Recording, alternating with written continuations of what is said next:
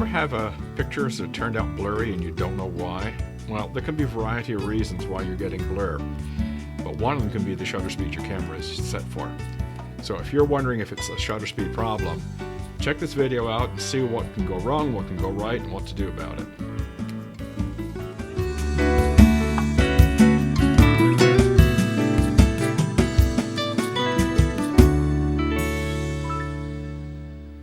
Hi, Peter Charles here of Hooked for Life Photography, and today let's look at the role of shutter speed and the way it can control motion blur and camera shake in our cameras, in our pictures. And there are those two issues. One is the blur of something that's moving, a subject that's moving, and the other is just camera shake from the jitters of holding the camera. I mean, this camera does not have image stabilization in it. The lens does not have image stabilization in it. And what that means is if I'm a little wobbly when I'm taking the picture and the shutter speed is slow enough, I get a blurry picture just from the camera shake. Modern cameras have image stabilization. We'll talk about that in more detail in a few minutes. But the first thing I want to talk about is the creative use of shutter speed and motion blur. I'm going to put up 3 pictures of bees, and I shot all 3 pictures at 1/500th of a second with a 70 to 300 zoom lens. Now, what these pictures do is they show the body of the bee sharp. The 1/500th of a second froze the body, but it did not freeze the motion of the wings.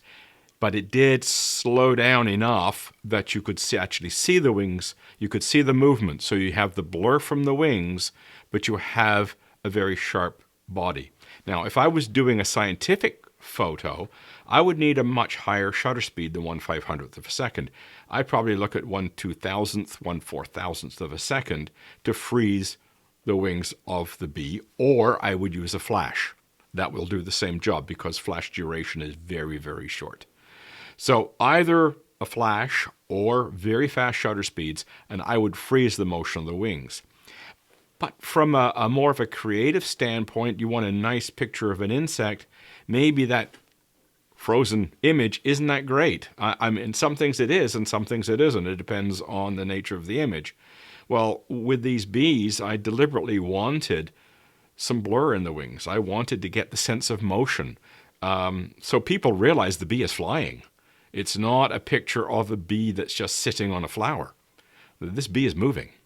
So that was part of the job with the motion blur, was to show the actual movement, to convey movement.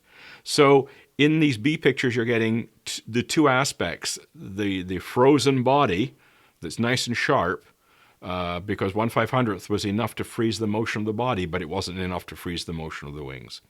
And so that's the kind of judgment you're going to be making with shutter speed when we're trying to freeze motion.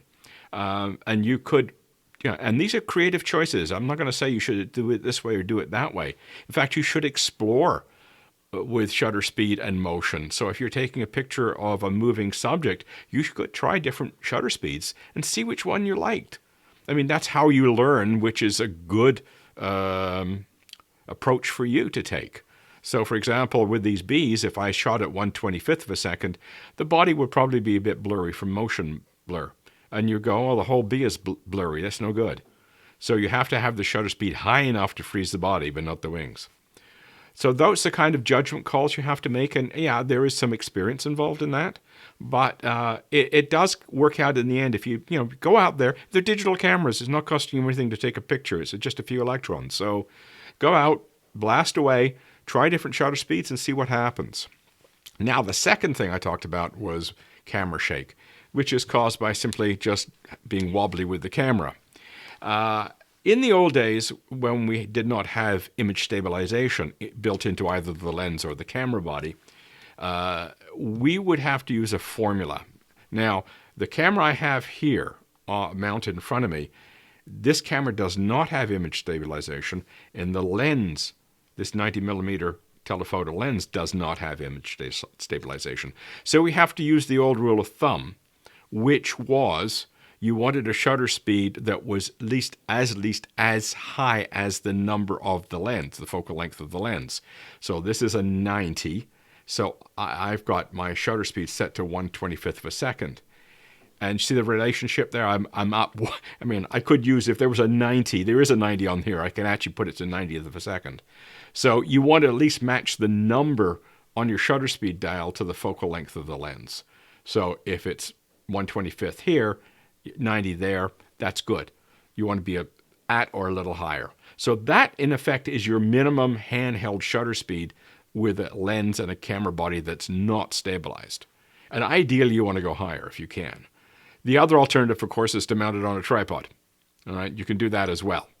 So in this case, if I've got it mounted on this pedestal here, I could go down to 5 seconds, 10 seconds, and it would be lovely and sharp.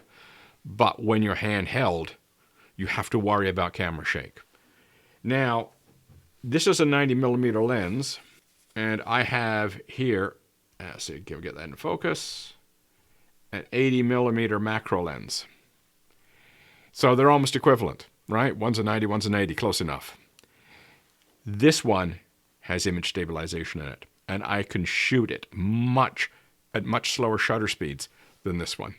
It makes a huge difference. I'm going to put up a picture of a Christmas ornament. This was shot with a 600mm lens. So typically when using a 600mm lens, my slowest shutter speed realistically would be 1,000th of a second if it was unstabilized, not stabilized, and I was shooting handheld. Minimum would be a 1,000th of a second. I shot this picture of a Christmas ornament handheld at 1/15th of a second, and it's pin sharp. And let's take a look on my dial here. That's where I was, a 15th of a second, which is quite slow. And it is 6 stops to 1,000th of a second. I gained 6 stops by being able to shoot it at a 15th of a second, which means I could put my ISO down 6 stops and get a much better quality picture. There's where the gain comes in. It's 1, 2, 3, 4, 5, 6. That's where I'd be shooting my ISO if I had to shoot it at 1,000th of a second. All right? And this is where my ISO can be when I'm shooting at a 15th of a second. There's a huge quality difference between ISO at 200 and ISO at 12,800. A big difference.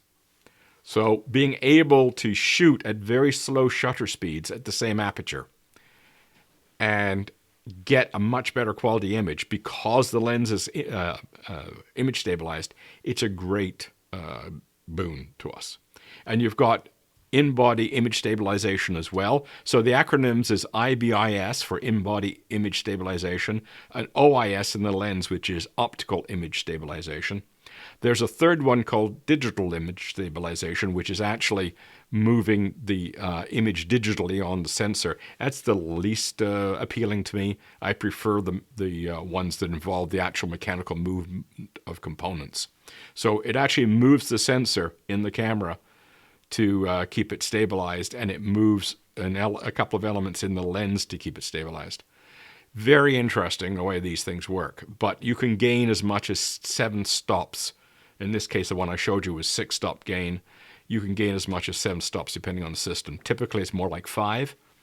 And when you're combining a lens with image stabilization and a body with image stabilization, you get an even better result. Maybe not more stops, I should say, but definitely a higher hit rate. Because it's not a perfect system, there will be a few misses.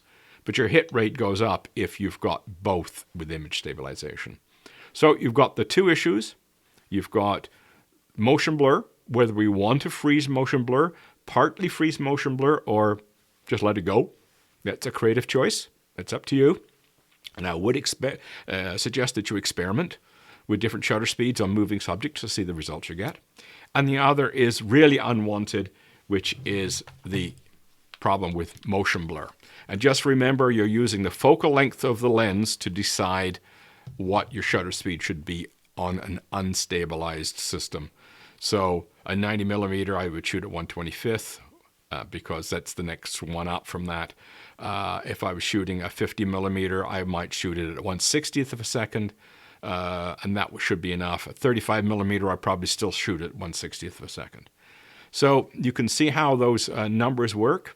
So you want to always be a bit higher than the focal length of the lens in terms of this number here. It's a simple system to keep in mind. It's very easy to do. You slap on a 9, you put it to 1/25th because it's the next one up, and you're good to go usually. But you still have to be a bit careful. It's not foolproof. You can still end up with a fuzzy picture because of motion blur. But, the higher you go in the shutter speed, the less the motion blur becomes a problem. And when you get to wide angles like this 18 millimeter, you're really reducing your problem with motion blur. So you could drop it down to a 30th of a second and still get a sharp picture with this lens on this camera. So the longer the focal length, the bigger the problem.